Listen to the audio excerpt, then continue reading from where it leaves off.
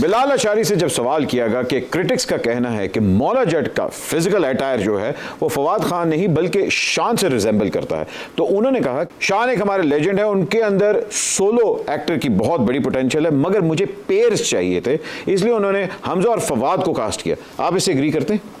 जी, मेरे ख्याल में डायरेक्टर का एक विजन है।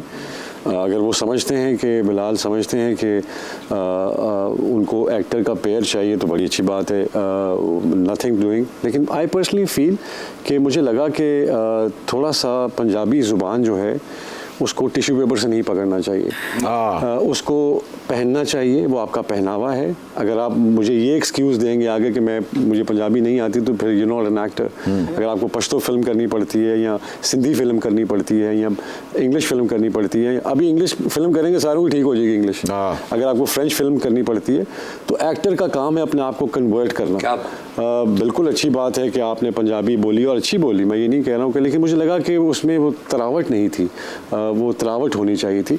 जहाँ तक उमायमा का ताल्लुक है, उन्होंने बहुत अच्छा काम किया। The way she walked in the way, it was more of a Punjabi thing. अगर मुझे ये देखना हो, मैं भी न्यूयॉर्क से ही आया था जब मैंने पंजाबी फिल्में की हैं। हाँ जी। तो मुझे एक प्रोसेस लगा उसको समझने में। आपको भी टाइम लगा था कन्वर्ट होने में? जी बिल्कुल। आप पहले बड़े पंजाबी के अगेंस्ट थे। मुझे अपने पुराने पंजाबी एक्टर्स को देखना पड़ा, मैंने सबकी फिल्म्स देखी, उनकी वो क्या बेचते हैं मुझे वो देखना था, मुझे क्या करना है मुझे वो देखना था।